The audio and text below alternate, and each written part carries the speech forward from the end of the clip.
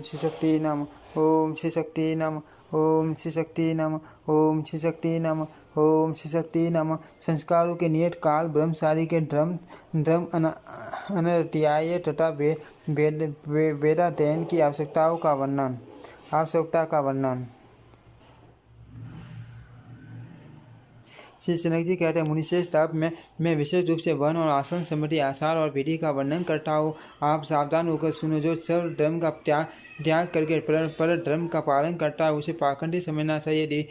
दिविजों के गर्भधान आदि संस्कार वैदिक मंत्रों विधि से करने चाहिए। स्त्रियों के संस्कार यथा समय बिना मंत्र के विधि पूर्वक करने चाहिए। प्रथम बाल गर्भाधान होने पर चौथे मास में सीमंत कर्म करना उत्तम माना गया है, अथवा उसे 6वें या 8वें महीने में कराना चाहिए। पुत्र का जन्म होने पर पिता वस्त्र से दक्षिणान करके स्वीष्टि भाषण पूर्वक नांदी श्राद्ध तथा जात क्रम संस्कार के पुत्र जन्म के अवसर पर किया जाने वाला वृद्धि श्राद्ध सुवन या रजस से करना चाहिए। छूतक व्यतीत होने पर पिता मौन होकर आवयोदयिक श्राद्ध करने के अनंतर पुत्र का विधि पूर्वक नामकरण संस्कार करे। विप्र जो स्पष्ट न हो, जिसका कोई अर्थ न बनता हो, जिसमें अधिक गुरु अक्षर आते हो, अथवा जिसमें अक्षरों की संख्या विषम होती हो, ऐसा नाम रखे। तीसरे वर्ष में 16 संस्कार उत्तम। यदि उस समय न हो तो 5वें, 6वें, 7वें अथवा 8वें वर्ष में भी ग्रह सूत्र में बताई हुई विधि के अनुसार उसे संपन्न कर लेना चाहिए। गर्भ से 8वें वर्ष में अथवा चरण से 8वें वर्ष में ब्राह्मण का उपनयन संस्कार करना चाहिए। विद्वान पुरुष 16 वर्ष तक उपनयन का गौण काल बतलाते हैं। गर्भ से 11वें वर्ष में सत्य के उपनयन का मुख्य काल है। इसके लिए 22वें वर्ष तक गौण काल निश्चित करते हैं। गर्भ से 12वें वर्ष में वैश्य का उपनयन संस्कार उचित का किया है। उनके लिए 24वें वर्ष तक गौण काल बतलाते हैं। ब्राह्मण की मेखला पुंज की और सत्य की मेखला धनुष की प्रत्यंशा से बनी हुई सूट की तथा वैश्य की मेखला भेद के उनकी बनी होती हैं। ब्राह्मण के लिए पलाश का और सत्य के लिए कूलर का तथा वैश्य के लिए बिल्व दंड का भीट है। ब्राह्मण का दंड केश तक, सत्य का ललाट के बराबर और वैश्य के दंड की लंबाई नासिका के अग्रभाग तक की बताई है। ब्राह्मण आदि ब्रह्मचारियों के लिए क्रमशः गेरुए, लाल और पीले रंग का वस्त्र बताया गया है। विप्र जिसका उपनयन संस्कार किया गया वह दिव्य गुरु की सेवा में तत्पर रहे और जब तक वेदाध्ययन समाप्त न हो जाए तब तक गुरु के ही घर में निवास करे। मुनिवर ब्रह्मचारी प्राप्त काल स्नान करे और प्रतिदिन सवेरे ही गुरु के लिए समिधा कुशा और फल आदि ले आवे। मुनिश्रेष्ठ यज्ञ पवित्र वृक्ष अथवा दंड जब नष्ट या अपवित्र हो जाए तो मंत्र से नूतन यज्ञ पवित्र आदि धारण करके नष्ट भ्रष्ट हुए पुराने यज्ञ पवित्र आदि को जल में फेंक दे। ब्रह्मचारी के लिए केवल भिक्षा के अन्न से ही जीवन निर्वाह करना बताया गया है।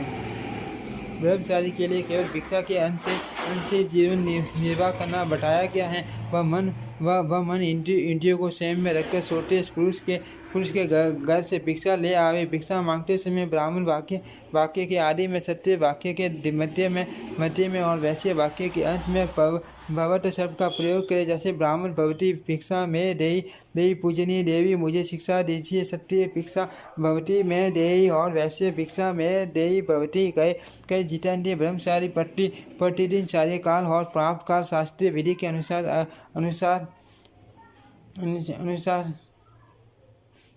अग्निहोत्र ब्रह्म यज्ञ तथा तर्पण करे। जो अग्निहोत्र का परित्याग करता है उसे विद्वान पुरुष पतित कहते हैं। ब्रह्म यज्ञ से रहित ब्रह्मचारी ब्रह्म हत्यारा कहा गया है। वह प्रतिदिन देवता की पूजा और गुरु की उत्तम सेवा करे। ब्रह्मचारी नित्य प्रति भिक्षा का भी अन्न भोजन करे। किसी एक घर का अन्न कभी न खाए। वह इंद्रियों को वश में रखते हुए श्रेष्ठ ब्राह्मणों के घर से भिक्षा लाकर गुरु को समर्पित कर दे और उनकी आज्ञा से मौन होकर भोजन करे। ब्रह्मचारी मधु, मांस, स्त्री नामक पान, दंत धावन, उचित भोजन, दिन का सोना तथा चाटा लगाना आदि न करके पादुका, संतन, माला, अनुलेपन, जल कीड़ा,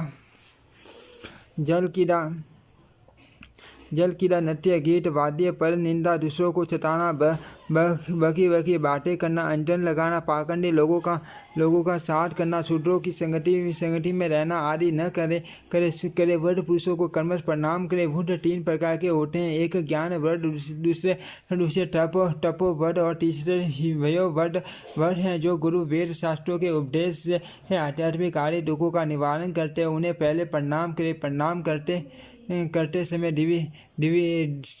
दिव्य बालक में अमुक हो, इस प्रकार अपना परिचय भी दे। ब्राह्मण किसी प्रकार सत्य आदि को प्रणाम न करे। जो नास्तिक धर्म मर्यादाओं को तोड़ने वाला कट्टर दंड ग्राम पुरोहित चोर और सठ हो, उसे ब्राह्मण होने पर भी प्रणाम न करे। पाखंडी पति संस्कार भ्रष्ट नक्षत्र जीवी ज्योतिषी तथा पाठक को भी प्रणाम करे। पागल छठ ढूंढ दौड़ते हुए अपवित्र सिर में तेल लगाए हुए तथा मंत्र जप करते हुए पुरुष को भी प्रणाम नहीं करना चाहिए। जो झगड़ालू और क्रोधी हो, वमन कर रहा हो, पानी में खड़ा हो, हाथ में भिक्षा का अन्न लिए हो और सो रहा हो, उसको भी प्रणाम न करे। स्त्रियों में जो पति की हत्या करने वाली, रहस्य वाला पर पुरुष से संबंध रखने वाली, छुट्टी का गर्भपात करने वाली, कटघन और क्रोधिनी हो, उसे कभी प्रणाम न करे। सभा, यज्ञशाला और देव मंदिर में भी एक व्यक्ति के लिए किया जाने वाला नमस्कार पूर्वव्रत पुण्य का नाश करता है। साध, व्रत, दान, देव पूजा, यज्ञ और तर्पण करते हुए पुरुष को प्रणाम न करे, क्योंकि प्रणाम करने पर जो शास्त्रीय विधि से आशीर्वाद न दे सके वह प्रणाम करने योग्य नहीं है। बुद्धिमान शिष्य दोनों पैर धोकर आचमन करके सदा गुरु के सामने बैठे और उनके चरण पकड़कर नमस्कार करे, फिर अध्ययन करे। अष्टमी, चतुर्दशी, प्रतिपदा, अमावस्या, पूर्णिमा, माँ भरनी नक्षत्र के योग से होने वाले पर्व विशेष श्रवण युक्त द्वादशी ही पीटर पक्ष की द्वितीया, माघ शुक्ला सप्तमी, अश्विन शुक्ला नवमी, इन तिथियों में तथा सूर्य के चारों ओर घेरा लगने पर एवं किसी श्रोत्रिय विद्वानों के अपने यहाँ पधारने पर अध्ययन बंद रखना चाहिए। जिस दिन किसी श्रेष्ठ ब्राह्मण का स्वागत सत्कार किया गया हो या किसी के साथ कलह बढ़ गया हो उस दिन भी अनध्याय रखना चाहिए। देव ऋषि संध्या के समय अकाल में मेघ के गर्जना होने पर, असमय में वर्षा होने पर, उल्का पाठ तथा वज्रा पाठ होने पर, अपने द्वारा किसी ब्राह्मण का अपमान हो जाने पर, मनवाद तिथियों के आने पर तथा युगादि 4 तिथियों के उपस्थित होने पर, सब कर्मों के फल की इच्छा रखने वाला कोई भी दिव्य अध्ययन न करे। वैशाख शुक्ला तृतीया, भाद्र कृष्ण त्रयोदशी, कार्तिक शुक्ला नवमी तथा माह की पूर्णिमा, ये तिथियां युगादि कही गई हैं। इनमें से जो दान दिया जाता है उसके पुण्य को अक्षय बनाने वाली है। नारद जी, अश्विन शुक्ला नवमी, कार्तिक शुक्ला द्वादशी, चैत्र तथा भाद्र मास की तृतीया, आषाढ़ शुक्ला दशमी, माघ शुक्ला सप्तमी, श्रावण कृष्ण अष्टमी, आषाढ़ शुक्ला पूर्णिमा, फाल्गुनी अमावस्या, पौष शुक्ला एकादशी तथा कार्तिक फाल्गुन चैत्र और ज्येष्ठी पूर्णिमा, ये तिथियाँ ये मनवंतर की आदि तिथियाँ बताई गई हैं जो दान के पुण्य को अक्षय बनाने वाली है। दिविजो मनवादी और युगादि तिथियों में श्राद्ध करना चाहिए। श्राद्ध का निमंत्रण हो जाने पर चंद्र ग्रहण और सूर्य ग्रहण के दिन, उत्तरायण और दक्षिणायन प्रारंभ होने के दिन, भूकंप होने पर, गल ग्रह में और बादलों के आने से घेरा हो जाने पर कभी अध्ययन न करे। नारद जी, इन सब अनध्यायों में जो अध्ययन करते हैं उन मूढ़ पुरुषों की संतति, बुद्धि, यश, लक्ष्मी, आयु, बल तथा आरोग्य का साक्षात यमराज नाश करते हैं। जो अनध्याय काल में अध्ययन करता है उसे ब्रह्म हत्यारा समझना चाहिए। जो ब्राह्मण वेद शास्त्रों का अध्ययन न करके अन्य कर्मों में परिश्रम करता है उसे शूद्र के तुल्य जानना चाहिए। वह नरक का प्रिय अतिथि है।